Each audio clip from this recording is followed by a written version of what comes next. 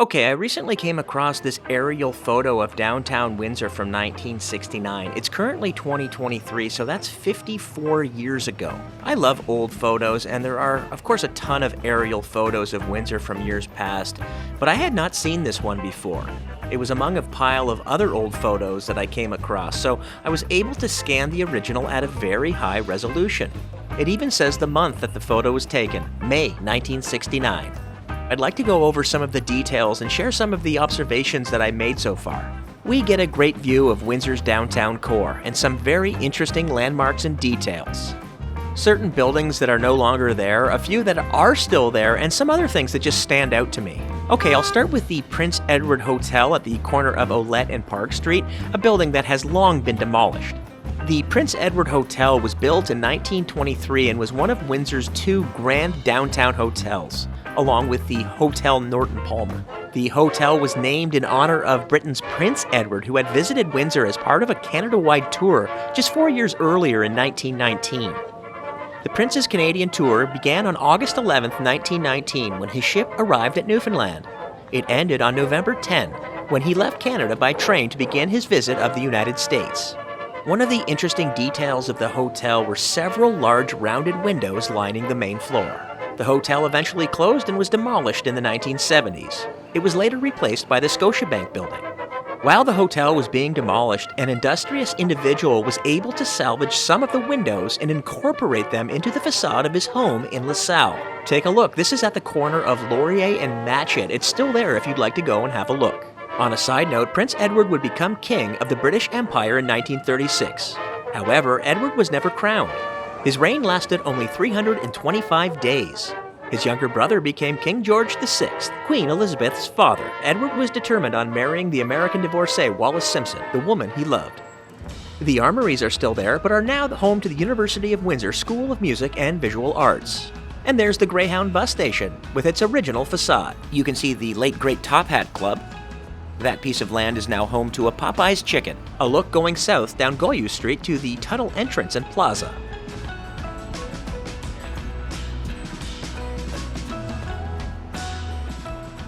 And here's a really nice view of a parking lot, and you can see a ton of old cars. I'm sure some people will be able to identify them all.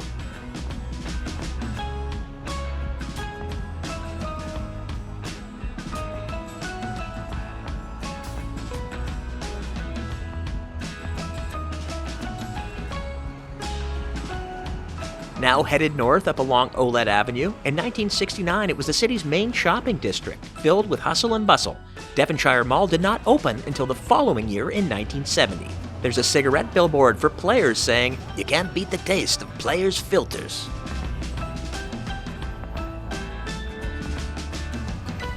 There's Maiden Lane, and you can just make out the top of the Lazar's Fur neon sign.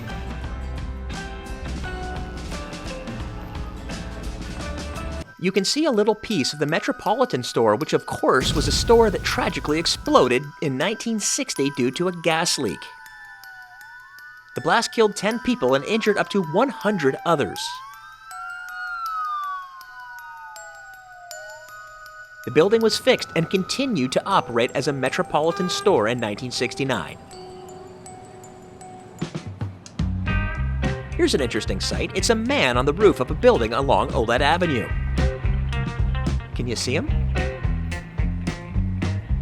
You can see an ad on Olette for G.O.H. Wilkinson, shoes, luggage, and sporting goods. I recognize that billboard from some old downtown footage I came across from that same year, 1969.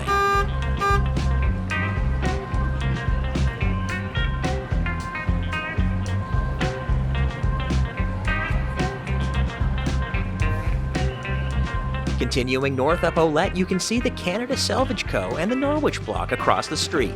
Then at the foot of Olette, we can see that they had a flagpole with a Canada flag, much like we have today, only smaller.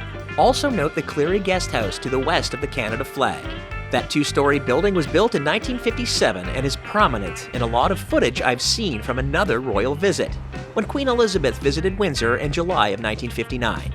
The Cleary Guest House was demolished in 2007. Okay, up across the Detroit River to Detroit, and we can see the downtown skyline circa 1969, only 2 short years removed from the riots of 1967. I always laugh when I see those smokestacks, thinking that it was perfectly normal at the time to have heavy industry in the downtown of a major city. And we can see Cobo Hall, which was built in 1960, now named Huntington Place as of 2020. And here are the two Boblo boats docked, the Columbia and the St. Clair. Here's a photo of the Columbia, and here's a shot of the Boblo boat headed up the river with the MV Montrose sunk in the foreground. It looks like the Boblo boats are running because I see some smoke coming out of the stacks. There's a nice look at the train ferry. At one time, the entire east side of Windsor's riverfront was train tracks. It's greatly improved now with several kilometers of parkland. You can see some of the Norwich block, the Ep sign with the giant, the back of the Windsor Star sign. Here's a shot of the Carling Beer offices and warehouse. That building was later turned into the Windsor Art Gallery, temporary casino, and is now the Chimchuk Museum. Behind it along the river is the Holiday Inn Hotel, aka the Plywood Palace, which infamously burnt to the ground in 1999. It was built in 1967. At the corner of University and Pallisher is the Security Building. I came across some old photos of some workers hanging out on the roof of the security building from 1954. A great view from up there. The photos depict the men goofing around and having fun. At one time, CBC Radio occupied 3 floors of the security building. Here's a cool detail. The church steeple at St. Alphonse's Church. Note that in 1969, the steeple is missing. It had been blown off in a storm and then fixed later, so there is one there today, but it's not like it was originally. In 1919, a violent windstorm swept through Windsor and there was heavy damage. Over 50 feet of the spire of the church crashed, strewing debris over Park and Goyu streets. The spire was never replaced. In 1969, there was no spire. Since then, a smaller spire has been added. Here's what the church looks like today. The Miracle Mart across from the parking garage is the present home of the Windsor Police Headquarters. Lagoyu Apartments were there in 1969. You can see the Spirit of Windsor locomotive is there. Here's a fun detail. This is Windsor Street leading up to the courthouse. That's the Ontario Superior Court of Justice. Its address is 245 Windsor Avenue. Funny thing is that the court building is not on Windsor Street. But in 1969, it was. Since then, the road was taken over and became part of the park. But the address is still 245 Windsor Avenue. You can see that the cenotaph was there at its current location on University Avenue in 1969, but the cenotaph's original location was not there. It was originally built at Olette and Giles Boulevard. The 106-ton structure was dismantled in 1965, stone by stone, and then reassembled at its present City Hall Square location, like a huge jigsaw puzzle. I hope you enjoyed this stroll down memory lane. I know there's lots of details that I left out, so if any eagle-eyed viewers spotted something interesting, please share in the comments section. Thanks for watching, and for more historical Windsor videos, please subscribe to my YouTube channel, Michael Evans, Windsor, Ontario.